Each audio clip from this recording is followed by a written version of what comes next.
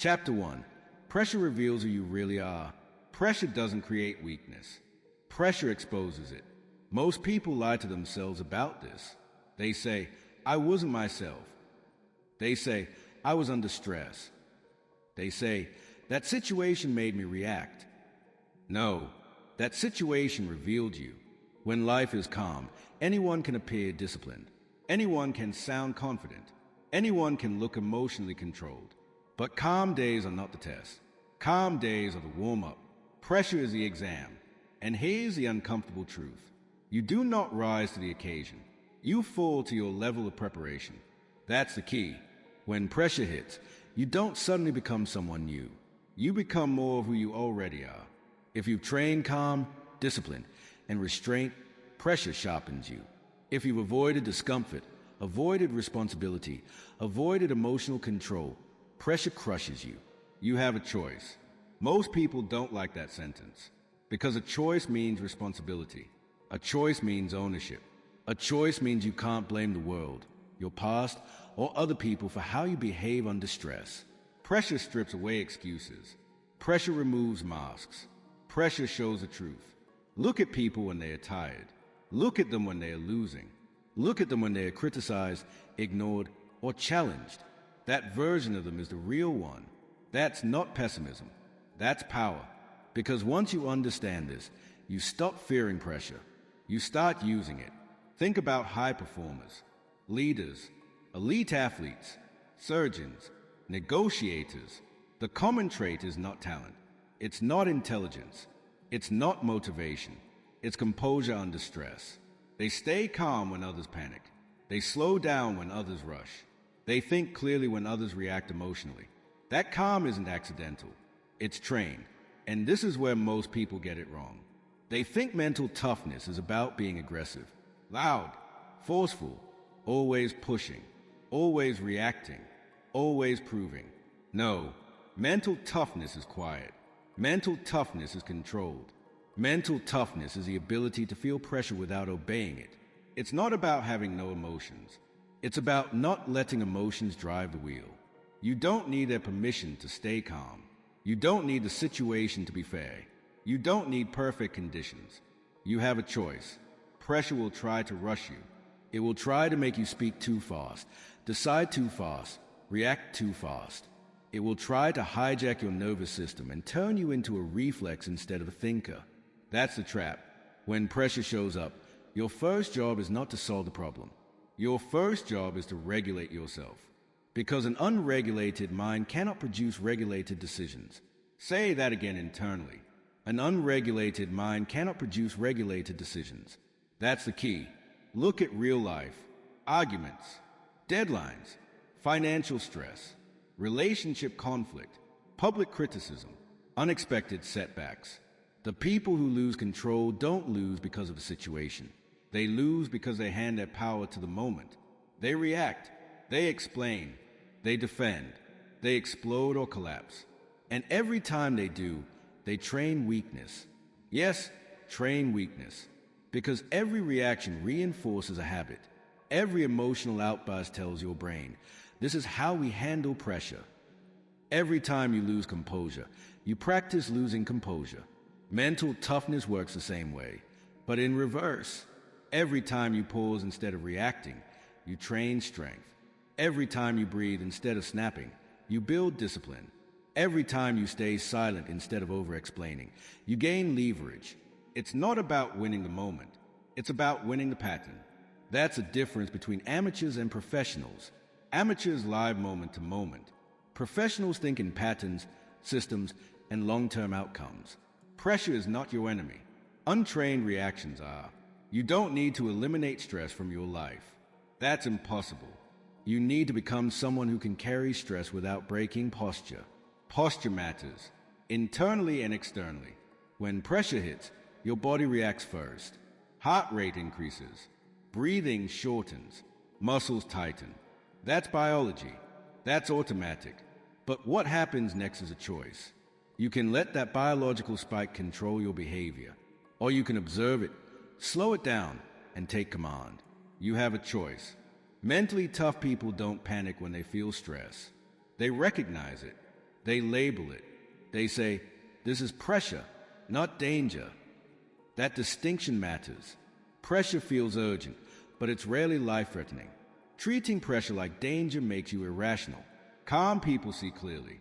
Clear people make better decisions. Better decisions compound into dominance. That's the path. Pressure will test you in small ways before it tests you in big ways. Traffic, delays, disrespect, criticism, being ignored, being misunderstood. These are not inconveniences. They are training grounds. Every small moment asks the same question. Will you react, or will you choose control? Most people fail these small tests daily. Then they wonder why they collapse during major moments. Mental toughness is built when no one is watching. It's built when you don't send the angry message, when you don't raise your voice, when you don't rush to prove yourself, when you don't explain your emotions to people who didn't ask. You don't need their permission. Pressure will always exist. The goal is not to avoid it. The goal is to become someone pressure can't destabilize. Because once pressure stops shaking you, it starts serving you. Others panic, you focus. Others rush, you slow down. Others react, you observe. That contrast is power. And this chapter matters because it sets the foundation for everything that follows. If you don't understand that pressure reveals who you are, you'll keep blaming circumstances instead of training yourself. This audiobook is not about changing the world. It's about changing your response to it. You master the truth about pressure. Now it's time to confront the habit that destroys more potential than anything else. Reactions. Chapter 2. Stop reacting. Reactions are expensive. Every reaction has a cost. Most people never calculate it. That's why they stay broke, mentally, emotionally, strategically. Reactions feel free. They feel natural. They feel justified. But they are never free. Every time you react emotionally, you pay with something valuable. You pay with clarity. You pay with leverage. You pay with respect. You pay with long-term control. That's the truth. Reactions are expensive because they hand control to the outside world. The moment you react, you're no longer leading. You're responding. You're no longer choosing. You're obeying. You have a choice. Most people don't see reactions as decisions. They see them as automatic. It just happened. No, it didn't just happen. It was rehearsed. You react the way you practice reacting. Anger didn't come out of nowhere. Defensiveness didn't appear randomly. Over-explaining wasn't forced. Those were habits, and habits can be changed. That's the key. When someone disrespects you and you snap back, it feels powerful for about 3 seconds. Then the cost shows up. You said too much. You revealed emotion. You lost posture. You gave them information about what triggers you. That information is leverage. Mentally tough people guard their emotional data. They don't leak it under pressure. They understand that whoever controls the emotional temperature controls the situation. Reactions heat things up. Control cools things down. And the cooler mind always wins. Think about arguments.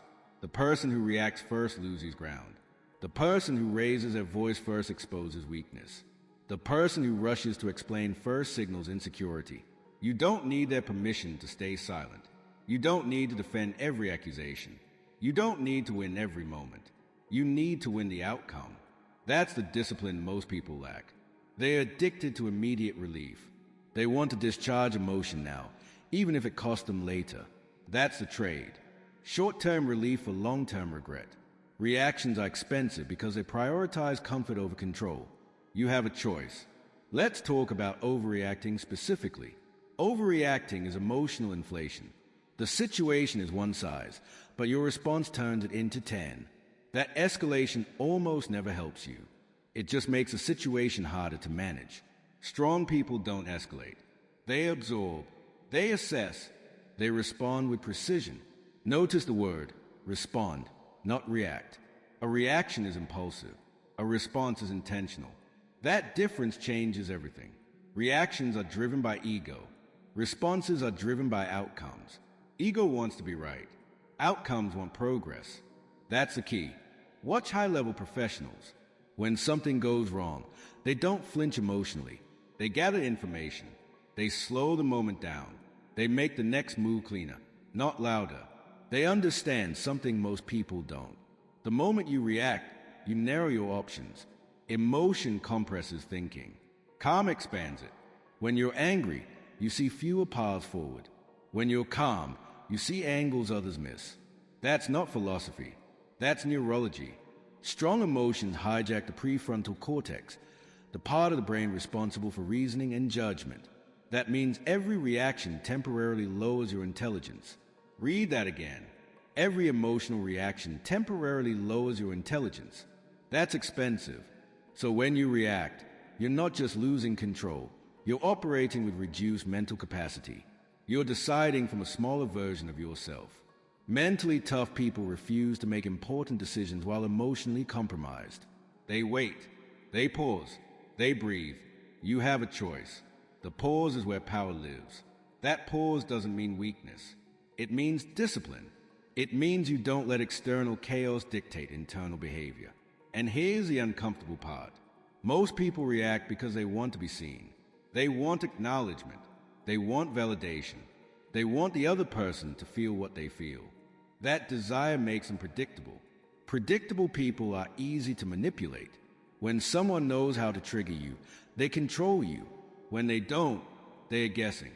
And guessing puts them at a disadvantage. Silence confuses emotional people. Calm unsettles aggressive people. Restraint intimidates insecure people. That's why reactions are expensive. They remove your mystery. You don't need their permission to stay composed. Let's talk about real-world situations. At work, someone criticizes you unfairly. The reactive move is to defend yourself immediately, to explain, to justify, to emotionally unload facts. The disciplined move is to pause. Ask a neutral question, or say nothing. Let the accusation hang in the air. Most false narratives collapse when not fed. In relationships, someone pushes your buttons. The reactive move is to argue, explain your feelings, or raise your voice. The disciplined move is to disengage calmly, not to punish, but to reset control. On social media, someone attacks you. The reactive move is to respond publicly. The disciplined move is to ignore or respond minimally.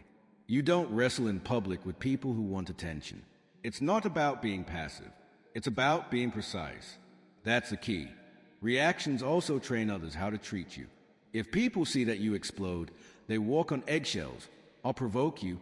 If they see that you stay calm, they adjust. Calm people set the emotional standard in every room. Ask yourself this. When something goes wrong, do people feel calmer or more tense around you? That answer tells you everything. You have a choice. Every time you feel the urge to react, that's your moment of training. That urge is a resistance. That's where growth happens. Do not trust the urge. Observe it. Let it pass. Urges are temporary. Consequences are not. Mental toughness is built in those seconds when you want to react and choose not to. Those seconds compound. One calm response won't change your life. 100 calm responses will change your identity. And identity determines destiny. Reactions keep you in survival mode. Control moves you into command mode. Survival reacts. Command decides. Which one are you training? Because you are training something every day. Whether you like it or not, you don't need motivation for this. You need awareness. Awareness that reactions are expensive and discipline is profitable.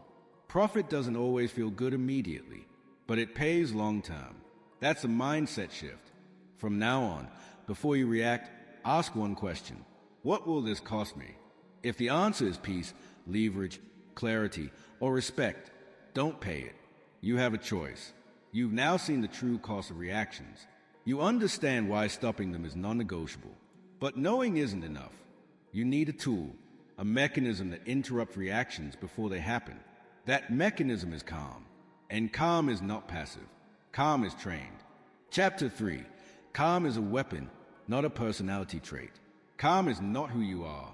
Calm is what you use. Most people misunderstand calm. They think it's a personality trait, something you're born with, something reserved for naturally chill people. That belief keeps them weak. Because if calm is genetic, there's nothing to train. And if there's nothing to train, there's no responsibility. That's a lie. Calm is a weapon. And like any weapon, it's useless if you don't know how to wield it. You have a choice. Every moment of pressure gives you the option to pick up calm or drop it. Most people drop it immediately. They let emotion swing the blade. That's why they hurt themselves. Calm is not softness. Calm is not avoidance. Calm is controlled aggression. That's the key. When you stay calm, you don't lose intensity. You gain precision. Your words land harder. Your actions become cleaner. Your presence grows heavier. Think about the most intimidating people you've ever encountered. They weren't loud. They weren't frantic. They didn't rush. They were still, measured, unbothered. That stillness wasn't weakness. It was dominance. Because calm gives you time, and time gives you options. Emotional people rush. Calm people wait. And the person who waits controls the pace. Control the pace, and you control the outcome. That's not philosophy. That's strategy. Calm works because it disrupts emotional dynamics. When someone expects a reaction and gets nothing, they lose footing. When they expect anger and get silence, their confidence cracks. Calm destabilizes chaos. You don't need their permission to stay composed. Calm also protects your energy. Emotional reactions drain you. They exhaust your nervous system. They keep you in fight or flight long after the moment has passed. Calm keeps your system regulated. That regulation is strength. This is where mental toughness actually lives. Not in force, but in restraint. You have a choice. Let's break down how calm becomes a weapon in real situations. In conflict, calm allows you to listen while others talk themselves into mistakes. People reveal more than they realize when they're emotional. Calm people collect that information. Information is power. In negotiations, calm makes the other side nervous. They wonder what you know. They wonder what you're planning. Silence makes people fill the gap and often say too much. In leadership, calm sets the emotional temperature. Teams mirror the leader's nervous system. If you're frantic, they are frantic. If you're steady, they stabilize. Calm multiplies influence. That's the key. Most people think strength is visible effort. They think control looks like force. But real control looks effortless because the work happened beforehand. Calm is trained in advance. You don't develop calm during the storm. You bring it into the storm. So how do you train it? First, you stop lying to yourself. You stop saying, "That's just how I am." No, that's how you practice being. Second, you separate feeling from behavior. Feeling angry doesn't require acting angry. Feeling anxious doesn't require rushing. Feeling disrespected doesn't require retaliation. Emotions are signals, not commands. Say it again. Emotions are signals, not commands. That's the key. When emotion rises, your job is not to suppress it. Suppression leaks. Your job is to observe it. Name it. Slow it down. Breath is your first weapon. Slow breathing sends a message to your nervous system. We're not in danger. That alone lowers emotional intensity. Posture matters. Sit up. Stand still. Physical stability creates mental stability. Speech control matters. Fewer words. Slower delivery. Calm people don't rush their sentences. You have a choice. Calm also requires ego discipline. Ego wants immediate expression. Ego wants recognition. Ego wants to prove. Calm doesn't care about proving. Calm cares about positioning. You don't need to show strength when you can embody it. And here's something most people miss. Calm is contagious. When you stay calm, you give others permission to calm down, or you expose their instability. Either outcome benefits you. Emotional people feel uncomfortable around calm people. They feel seen. They feel exposed. They feel outpaced. That discomfort is leverage.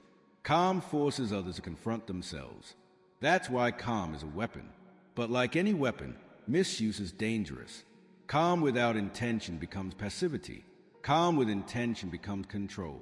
The intention is outcome. Ask yourself in every tense moment, what outcome do I want? Not what feels good. Not what proves a point. What actually moves me forward? That question pulls you out of emotion and into strategy. You have a choice. Calm also creates memory. People remember how you made them feel under pressure. They forget what you said, but they remember your composure. That reputation compounds. Over time, people stop testing you. Not because you're aggressive, but because you're solid. Solid people don't wobble. Solid people don't chase. Solid people don't react. They choose. And choosing calm doesn't mean you let things slide forever. It means you respond on your terms, not theirs. Delayed response is not weakness. Delayed response is leverage. You can address issues later. Cleaner, stronger, without emotional distortion. That's how mentally tough people operate. Calm is not a mood. Calm is a skill. And skills are trained. Every day you will be given chances to practice. Small irritations, minor disrespect, delays, friction. These are not annoyances. They are representatives. Use them, because a day will come when the pressure is real, when the stakes are high, when the moment matters. And on that day, you won't rise to the occasion. You will fall to your level of calm. That's the key. You now understand that calm is not personality. It's positioning. It's a weapon you can choose to carry. But there's a mechanism that makes calm accessible in the moment. A tool that creates space between emotion and action. That tool is a pause. And without it, calm collapses. Chapter 4, The Discipline of the Pause. The pause is where power lives. Not in speed, not in clever words, not in emotional release. In the pause, most people never pause. They react immediately because silence feels uncomfortable. Stillness feels weak. Waiting feels like losing. It isn't. The pause is not hesitation. The pause is command. That's the key. The pause is the space between stimulus and response. It's the gap where discipline either shows up or disappears. And that gap is small. Sometimes only a second. Sometimes only a breath. But inside that second is your entire future. You have a choice. When something triggers you, your body wants to move fast. Heart rate spikes. Thoughts race. Words line up, ready to fire. That urgency is not truth. It's biology, and biology can be trained. Mentally tough people don't eliminate that surge. They intercept it. They slow the moment down before it controls them. The pause is the intercept. Without the pause, calm collapses. Without the pause, reactions win. Without the pause, discipline is theory. The pause makes discipline practical. Think about the worst decisions you've made. They weren't made after a pause. They were made in heat, in urgency, in emotional fog. That's not coincidence. Urgency lies. Pressure exaggerates. Emotion distorts. The pause restores perspective. That's why the pause feels uncomfortable. Because it interrupts old habits. It breaks patterns you practiced for years. But discomfort is not danger. Discomfort is training. You have a choice. Let's be clear. The pause is not passive waiting. It's active restraint. It's you deciding not to surrender control to impulse. That decision is strength. In conversations, the pause stops you from saying too much. In conflict, it stops escalation. In stress, it stops panic. In temptation, it stops regret. One pause can save years of cleanup. That's the key. Mentally tough people pause by default. Not because they are slow, but because they are precise. Precision requires space. Speed without control is recklessness. Speed with control is power. The pause gives you control. So how do you train it? First, you stop trusting urgency. When something feels like it must be handled right now, that's your signal to slow down. Real emergencies are rare. Emotional ones are constant. Label it internally. This is pressure, not danger. That alone creates space. Second, you regulate your breath. One slow inhale through the nose. One controlled exhale through the mouth. That's enough to shift your nervous system out of panic mode. Breath is the fastest way to reclaim command. Third, you delay expression. Not forever, just long enough to choose your response instead of spilling it. You don't need their permission to pause. Most people think pausing makes them look weak. The opposite is true. People associate calm pauses with confidence and authority. Rushed speech signals insecurity. Silence signals control. Watch leaders. Watch interrogators. Watch experienced negotiators. They use silence deliberately. They let others fill the gap. They wait. And while they wait, they think. That's the advantage. You have a choice. The pause also protects your reputation. Words said in anger stick longer than apologies. Messages sent in emotion can't be unsent. The pause filters damage before it happens. This is especially critical in the digital world. Texts, emails, social media, these platforms reward impulsivity and punish it later. If you feel emotion rising, don't type. If you feel the urge to explain, don't send. If you feel provoked, don't respond. Pause. Come back later with clarity. That delay is discipline. The pause is also where identity is reinforced. Every time you pause instead of reacting, you prove something to yourself. I am in control. That self-trust compounds. You stop fearing situations because you trust your response. You stop avoiding conflict because you know you won't lose yourself inside it. That's mental toughness. The pause trains others too. When people see that they can't rush you, manipulate you, or provoke you into mistakes, they adjust their behavior. Calm people reshape environments. That's the key. Now, let's address the fear beneath reactions, the fear of losing power. People react because they think if they don't, they'll be walked over. That belief is backwards. Reactive people are the easiest to control. Anyone can pull their strings. The person who pauses controls the frame. They decide when, how, and if they respond. That's power. You have a choice. The pause doesn't mean inaction. It means delayed action, strategic action, action aligned with your values and long-term outcomes. It's not about winning arguments. It's about protecting position. Position determines leverage, and leverage determines results. You will fail at this sometimes. You will react. That's part of training. The goal is not perfection. The goal is reduction. React less. Pause more. Each pause strengthens a muscle. And like any muscle, it grows with consistent resistance. So start small.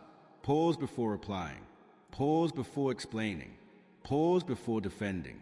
Pause before deciding. These moments are not trivial. They are the work. Because when pressure escalates, and it will, you won't suddenly become disciplined. You'll rely on what you practiced. You don't rise to the occasion. You fall to your level of pause. That's the key. You now understand the discipline of the pause. You see how it creates calm, control, and clarity. But there's something deeper that often hijacks a pause. Something that turns emotion into obedience. That forces emotional pain. And unless you learn to see pain correctly, it will command you. Chapter 5. Emotional pain is data, not a command. Pain speaks loudly. That's why most people obey it. Emotional pain feels urgent. It feels personal. It feels like something must be done right now. And because it feels intense, people assume it's authoritative. It isn't. Emotional pain is information, not instruction. That distinction is everything. Most people confuse feeling with obligation. They feel hurt, so they retaliate. They feel anxious, so they escape. They feel insecure, so they explain. They feel rejected, so they chase. Pain shows up, and they move. That's a mistake. You have a choice. Pain is a signal, like a dashboard light. It tells you something is happening. It does not tell you what to do about it. But untrained people treat pain like a command voice. Fix this. Defend yourself. Prove something. Run. That's how pain hijacks behavior. Mentally tough people interrupt that process. They don't deny pain. They don't suppress it. They don't dramatize it either. They observe it. That's the key. Observation creates distance. Distance creates control. When pain shows up, your job is not to eliminate it. Your job is to interpret it correctly. Ask yourself, what is this pain telling me? Is it telling you that a boundary was crossed? Is it telling you that you're attached to an outcome? Is it telling you that your ego was bruised? Is it telling you that something matters to you? That's data. But data does not dictate behavior. Strategy does. You don't need their permission to feel pain. You don't need to act on it either. This is where most people lose discipline. Pain feels like danger, even when it's not. And when pain feels like danger, the body shifts into survival mode. Survival mode is reactive. It's short-term. It's emotional. Survival mode sacrifices tomorrow for relief today. That's expensive. Mentally tough people don't let pain rush them. They slow it down. They sit with it. They let the wave pass without letting it steer. Because pain is temporary. Consequences are not. You have a choice. Think about emotional triggers. Criticism, rejection, being ignored, being misunderstood. These pains hurt not because they are lethal, but because they touch identity. They threaten how you see yourself. And ego hates pain. Ego wants to respond immediately. Ego wants to restore comfort. Ego wants to be right, respected, validated. That's why pain often leads to overreaction. But mental toughness requires ego discipline. You don't eliminate ego. You stop letting it drive. Pain is most dangerous when it feels justified. When you tell yourself, I'm right to feel this way. That may be true, but it's irrelevant. Being right doesn't mean reacting is smart. That's the key. Pain does not demand expression. It demands interpretation. Let's talk about emotional pain in real life. Someone disrespects you publicly. Pain flares. The urge is to respond immediately, to correct, to defend, to assert dominance. But pause. What is the pain actually saying? Maybe it's saying your reputation matters to you. Maybe it's saying you value respect. Maybe it's saying you feel exposed. That's useful information. Now ask, what response protects my long-term position? Often, it's not the loud one. Often, it's not immediate. Often, it's silence. Silence doesn't mean acceptance. It means restraint. You have a choice. In relationships, emotional pain often comes from unmet expectations. Someone doesn't show up. Someone changes. Someone disappoints you. Pain says, this hurts. Ego says, make them feel it. Discipline says, observe, decide later. Because reacting from pain usually worsens the situation. You say things you can't retract. You reveal vulnerabilities. You create dynamics you later regret. Pain wants discharge. Discipline wants direction. That's the difference. Pain also reveals attachment. If something hurts deeply, you're attached to an outcome, a person, an image, or a belief. Attachment is not weakness, but unmanaged attachment is. Mental toughness doesn't mean you stop caring. It means you stop letting care turn into chaos. You can care deeply and still remain composed. That's strength. You have a choice. Pain becomes manageable when you stop identifying with it. Stop saying, I am hurt. Start saying, I'm experiencing hurt. That language shift matters. It separates you from the emotion instead of fusing with it. You are not the pain. You are the observer of it. That's the key. Observe long enough, and pain changes. It softens. It loses urgency. It becomes background noise instead of a command voice. And once pain loses urgency, you regain options. Options are power. Mentally tough people don't rush to numb pain either. They don't immediately distract, escape, or self-soothe through destructive habits. They let pain exist without letting it rule. That tolerance is trained. Every time you sit with discomfort without reacting, you increase your emotional capacity. You widen the range of situations you can handle calmly. That's how toughness is built. Not by avoiding pain, but by mastering it. Pain will visit you. That's unavoidable. Loss, failure, criticism, rejection, these are part of life. But suffering is optional. Suffering happens when pain controls behavior. You have a choice. From now on, when emotional pain appears, remember this. Pause, label it, extract the data, delay action. Ask, what is this pain telling me about myself, my values, or my attachments? Then decide, calmly, what response serves your future, not your feelings. That's discipline. And here's a quiet truth. Once pain stops controlling you, people lose their ability to control you through it. They can provoke, they can criticize, they can withhold, but they can't move you. That is freedom. You now understand that emotional pain is not a command. It's information, useful, but not authoritative. But there's a reason pain hits so hard for most people. A hidden dependency that amplifies it. That dependency is validation. And until you confront it, pain will keep finding leverage. Chapter 6. Stop seeking validation. It weakens you. Validation feels good. That's why it's dangerous. The need for validation is one of the quietest forms of weakness. It doesn't look like insecurity at first. It looks like politeness, like openness, like honesty. But underneath it is dependence. And dependence kills mental toughness. Validation is emotional outsourcing. You hand your self-worth to someone else and wait for them to return it. That's the key. The moment you need approval to feel steady, you lose control. Your mood rises and falls with reactions that are not yours to command. Praise lifts you. Criticism destabilizes you. Silence makes you anxious. You have a choice. Mentally tough people do not eliminate feedback. They eliminate dependency on it. There's a difference. Feedback is information. Validation is permission.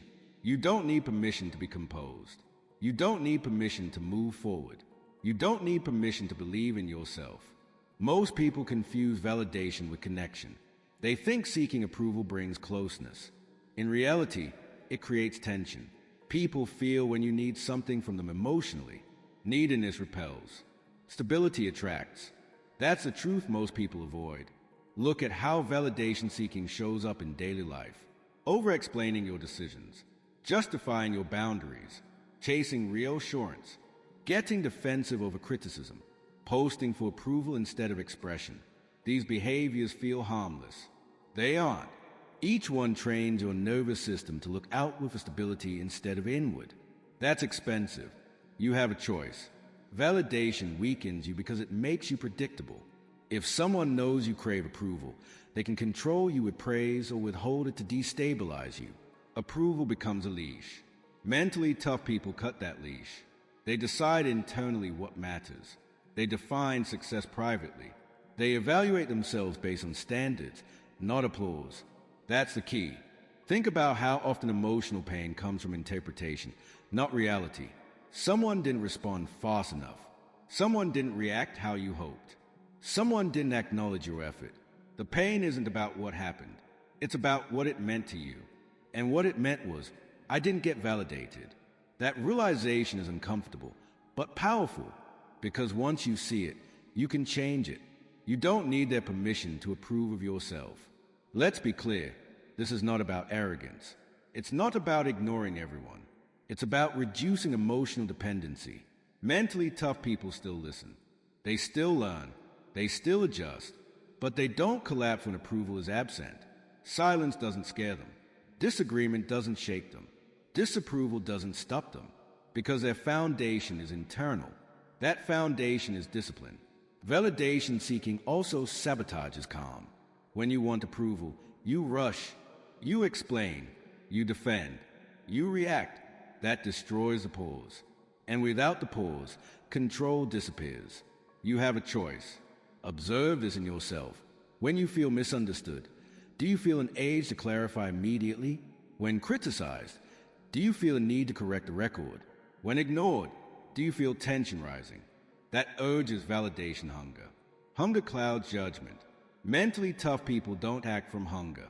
They act from fullness. Fullness means self-approval. Self-approval doesn't mean you think you're perfect. It means you don't outsource your emotional stability. That's the key. Validation seeking often starts early. Praise trains us. Criticism wounds us. Over time, we learn to perform for approval. But adulthood requires a shift. You cannot be mentally tough if your confidence depends on others behaving a certain way. Life won't cooperate. People won't always clap. They won't always understand. They won't always be fair. If that destabilizes you, you're not free. You have a choice. Here's a practical shift. Replace the question, do they approve, with did I act according to my standards? Standards are stable. Opinions are volatile. That single shift hardens your mindset. Also learn to sit with disapproval. Don't rush to fix it. Don't chase reassurance. Let the discomfort exist. Discomfort trains independence. Every time you don't seek validation, you reclaim power. Over time, something interesting happens. People sense your stability. They respect it, not because you demand it, but because you don't need it. That paradox matters. Approval follows those who don't chase it. That's the key. Stop explaining yourself to people who don't care. Stop defending yourself to people committed to misunderstanding you. Stop performing for applause that fades instantly. You don't need their permission. Validation is cheap. Self-respect is expensive. Pay the price. You are building something bigger than momentary comfort. You are building a mind that doesn't wobble when external conditions shift. And once validation loses control over you, emotional pain loses leverage. You become harder to manipulate, harder to provoke, harder to derail. That's mental toughness. But there's one more layer. Even without validation seeking, many people still collapse because they lack structure. They rely on mood instead of principle. And mood is unreliable. What you need is an inner code, something that doesn't bend when emotions rise. Chapter 7. Build an inner code that doesn't bend.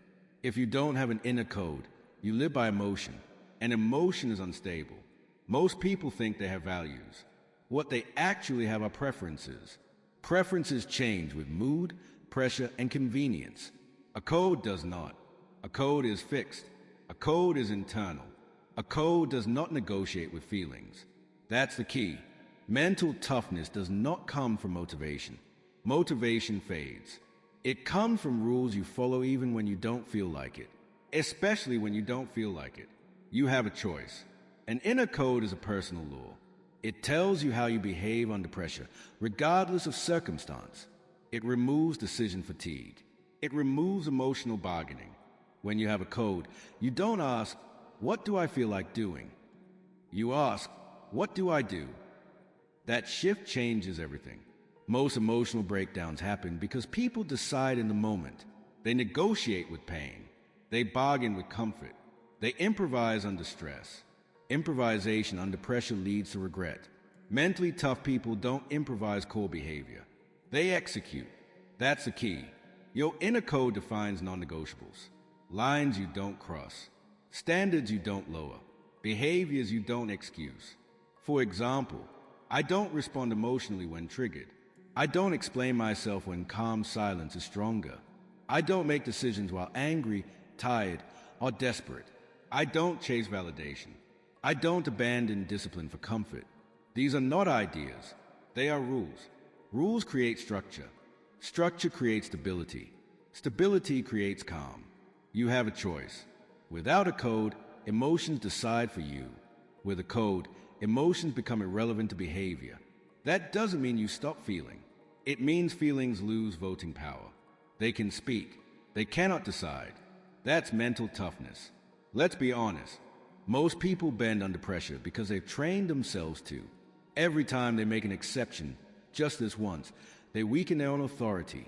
The mind remembers broken promises. Break enough of them, and self-trust erodes. And without self-trust, discipline collapses.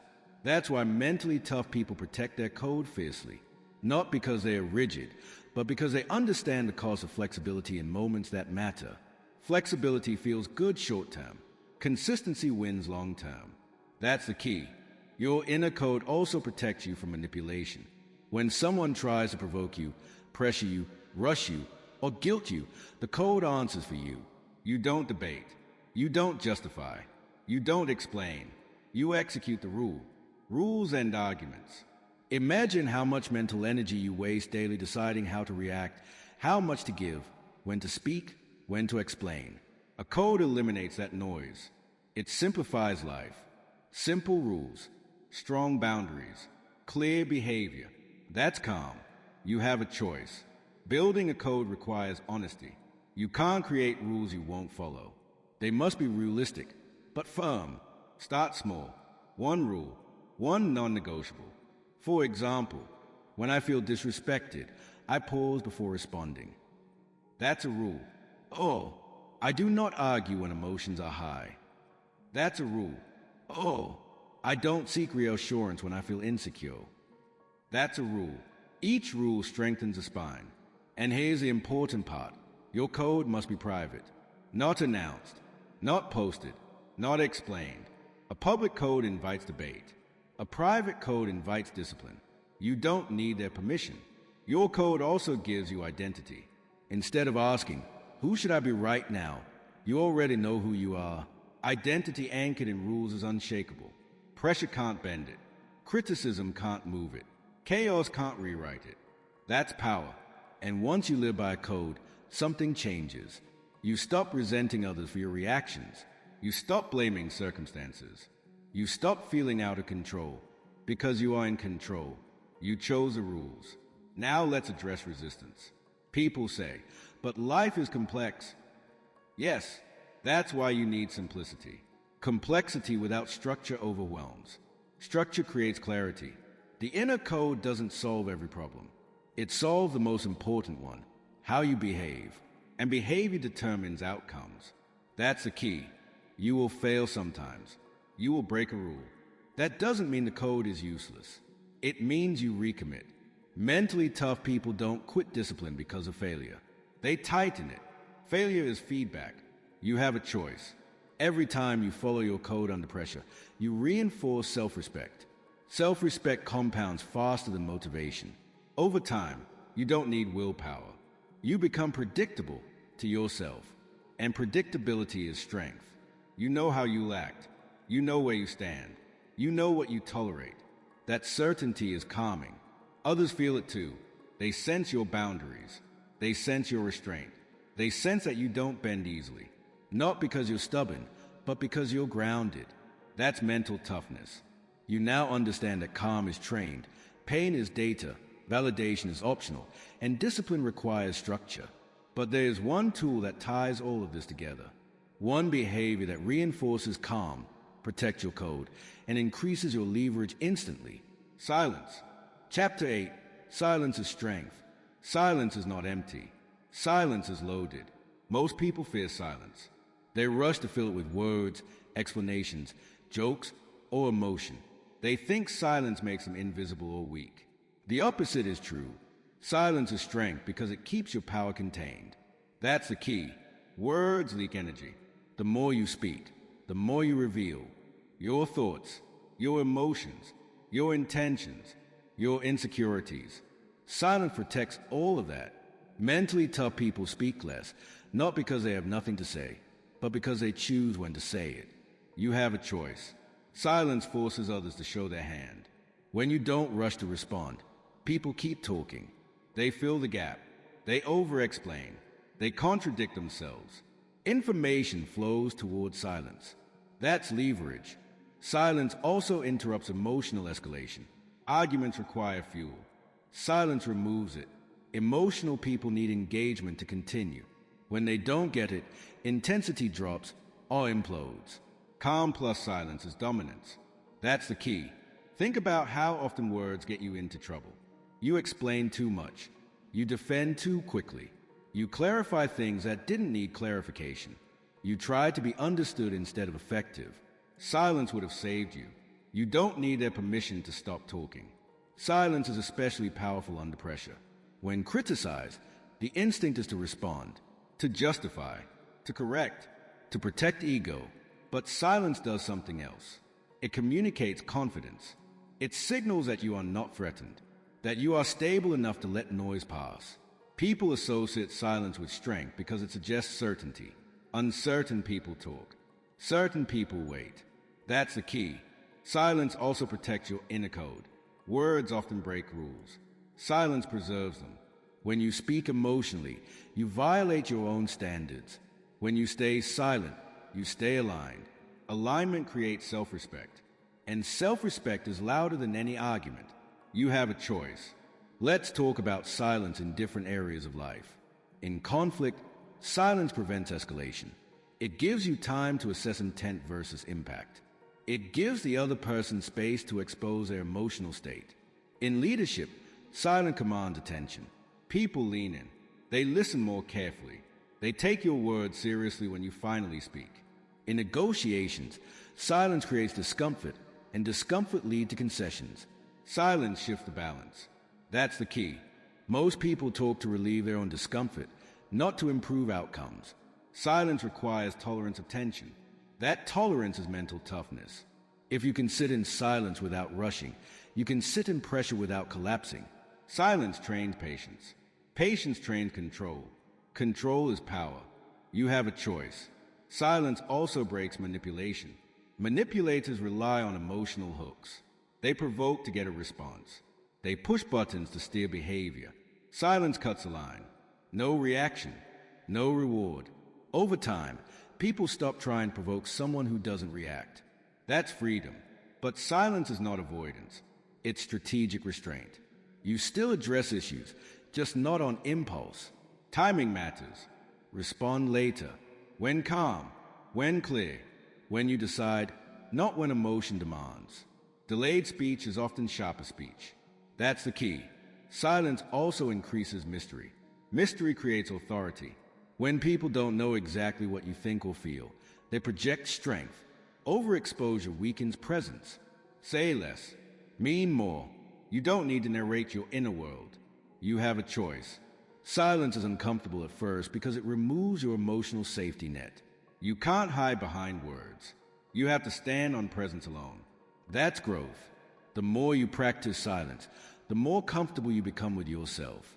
You stop needing to fill space. You stop needing reassurance. You become self-contained. Self-contained people are hard to shake. Silence also improves listening. When you stop talking, you hear more. Not just words, but tone, intent, emotion. That awareness gives you an advantage. Most people are waiting to speak. Calm people are listening. Listening is a weapon. That's the key. Now, a warning.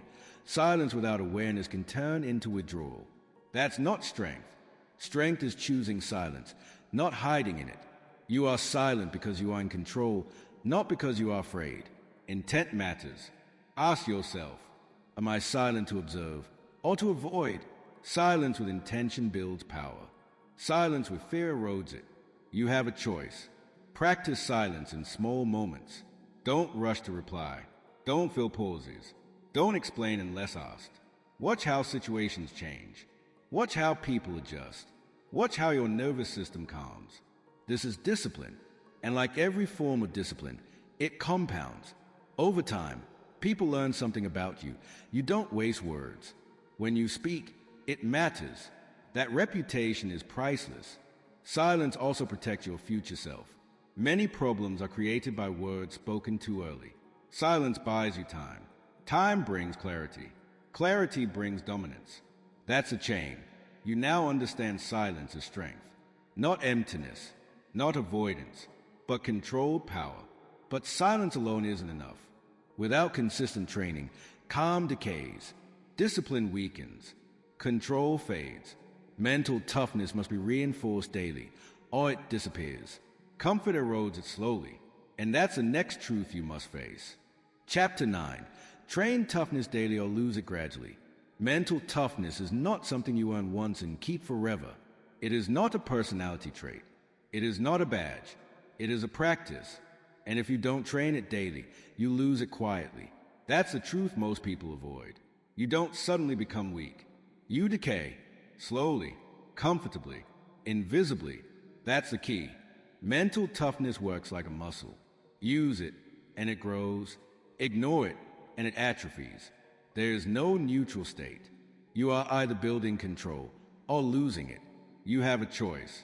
Most people think they are mentally strong because they survived hard moments in the past. But past strength does not protect present weakness. What saved you then will not save you now if you stop training. Life doesn't care about your history, only your habits. That's the key. Every day, life tests your emotional control in small ways. Annoyances, delays, criticism, discomfort, boredom, temptation. Most people fail these tests because they treat them as insignificant. They are not. Small failures compound. Reacting once feels harmless. Reacting daily rewires you. You teach your nervous system that emotion is in charge, and once emotion is in charge, discipline disappears. You have a choice. Training toughness daily does not mean doing extreme things. It means refusing small weaknesses. It means not checking your phone the second you feel bored, not snapping back when irritated, not quitting when uncomfortable, not indulging emotion just because it shows up. It's not about motivation. It's about discipline. That's the key. Mental toughness is built in moments no one sees. When you wake up tired and still get up. When you feel emotional and still pause. When you want relief and choose restraint. These moments don't feel heroic. They feel boring. But boredom is where strength is built. You have a choice. Daily training also means deliberate exposure to discomfort. Not reckless pain, but controlled difficulty.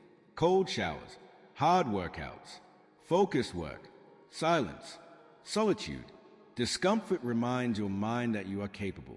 Comfort makes your mind forget. That's the key. Look at people who lose control easily.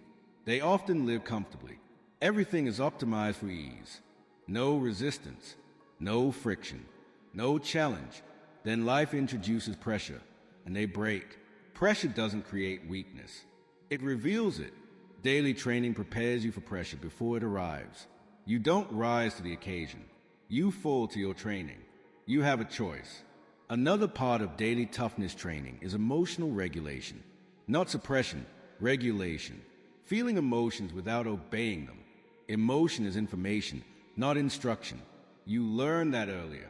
But knowing it intellectually is not enough. You must practice it repeatedly. Every day. Every emotion. Annoyance shows up. You don't react. Anger shows up. You pause. Fear shows up. You breathe and act anyway. That repetition rewires you. That's the key. Mental toughness also requires standards. Clear rules you don't negotiate with yourself. For example, I don't make decisions when emotional. I don't argue to prove myself. I don't quit because I feel uncomfortable. These rules simplify life. They remove internal debate. Debate drains energy. Standards conserve it. You don't need their permission to have standards. You have a choice. Without daily standards, emotions renegotiate your behavior. They convince you that today is different, that this time is justified. That's how discipline dies. Not in one dramatic failure, but in many small exceptions. Daily training is saying no to exceptions. That's the key. Mental toughness also requires routine. Not because routine is exciting, but because it removes decision fatigue. When your day is structured, emotions have fewer opportunities to hijack you. Chaos invites reaction. Structure invites control. This is not about perfection. It's about consistency. Consistency beats intensity every time. You have a choice. Training daily also means reviewing yourself. At the end of the day, ask, where did I react emotionally? Where did I avoid discomfort? Where did I act in alignment? No judgment, just awareness. Awareness creates correction. Correction creates growth. Ignoring yourself creates decay. That's the key. Here's a hard truth. If you don't deliberately train toughness, life will train weakness. Algorithms, comfort, entertainment, validation, these things condition reactivity. They reward impulsiveness. They reward emotion. They reward distraction. You are being trained whether you like it or not. The only question is by whom. You have a choice. Daily toughness training also builds confidence, but not fake confidence. Real confidence. The kind that comes from self-trust. When you repeatedly do hard things, you trust yourself. When you repeatedly avoid them, you doubt yourself. Self-trust is the foundation of calm. Calm is dominance. That's the key. And understand this, losing toughness doesn't feel dramatic. It feels normal. You get more reactive, more sensitive, more tired, more frustrated. You blame circumstances. But the cause is internal erosion. Daily discipline stops the erosion. You don't need to overhaul your life. You need to stop leaking strength. You have a choice. The goal is not to be emotionless.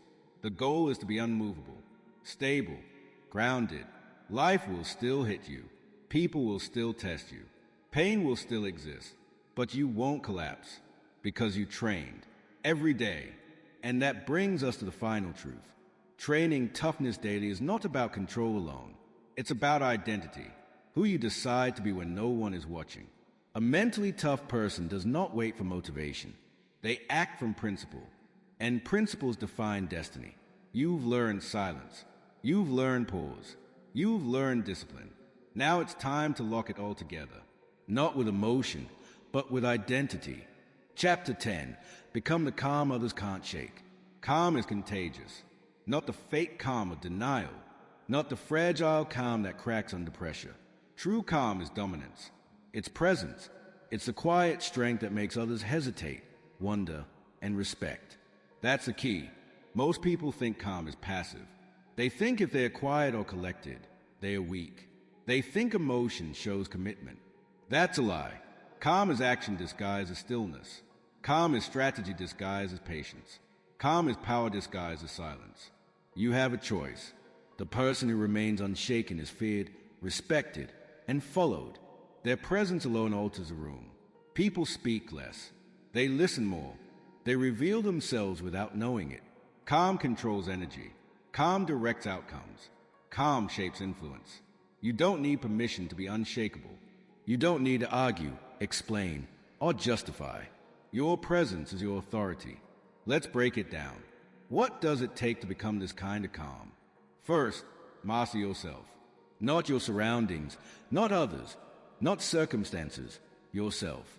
Pause before reacting. Observe pain without obeying it. Extract data, not commands. Refuse validation seeking. Follow your inner code without compromise. Every practice we discussed in previous chapters compounds into unshakable composure. That's why we train daily. That's why the pause, silence, and discipline matter. Second, be intentional with energy. People can sense instability. Even subtle emotional reactions are loud. If you want to influence, you must project stability. Speak when necessary. Fewer words carry more weight. Avoid emotional leakage. Words, gestures, tone, all are signals. Control them. Hold tension without panic. Let others feel your steadiness. Your calm becomes leverage. Third, use calm as a weapon, not a shield. Calm is not hiding behind inaction. Calm is actively shaping outcomes. In conflict, it slows escalation. In negotiations, it creates discomfort that works in your favor. In leadership, it sets the standard for how people behave. Calm is control, and control is power. Fourth, let calm become your default state, not just in pressure, but in everyday life. Traffic, emails, criticism, mistakes, delays, practice calm everywhere. Every micro-reaction is a rehearsal for the big moments. Every moment you remain steady, you reinforce self-trust and identity. Consistency compounds. One calm day builds the next. The next builds a future. Fifth, accept that others will test you. Some will deliberately try to provoke, distract, or destabilize. Some will manipulate. Some will criticize. Your calm is a filter. Your code is a shield. Your pause is a sword. Do not bend. Do not react impulsively. Do not validate. That's the key. The calm you cultivate also protects you from chaos. External pressure, emotional drama, criticism, they all come. But your response determines your life trajectory, not the stimulus. You have a choice. Now, imagine the ultimate effect. People learn that they cannot move you. They stop trying. They respect boundaries without confrontation. They listen without interruption. They follow without fear. This is influence. This is authority. This is dominance that doesn't scream or threaten. It doesn't need to. It exists quietly, persistently, and consistently. Becoming unshakable requires discipline, daily habits, consistent practice, repetition, silence, pause, control over emotion, following your inner code, rejecting validation, extracting data from pain. All of it converges into one thing: calm. Calm becomes reputation. Calm becomes leverage. Calm becomes freedom. And freedom is the ultimate mental toughness. You are now ready to embody it. Not tomorrow, not when life is easy. Now, today, in every conversation, in every setback, in every moment of tension, act from principle, act from calm, act from control. Let others react. Let others overextend. Let them crumble. You wait. You observe. You decide. You execute on your terms. You have trained, paused, absorbed pain, rejected validation, followed your code, mastered silence, and practiced toughness daily. Now, you become the calm others can't shake. That calm is your power. That calm is your authority. That calm is your freedom. And the world will bend, not because you demand it, but because you exist unshaken. That's the final lesson. That's the culmination of mental toughness. That's what separates ordinary people from those who dominate quietly, consistently, and relentlessly. The question now is simple. Will you remain ordinary, reacting to the world, or will you stand unshaken, calm, and dominant, no matter what life throws at you? The choice is yours. End of audiobook.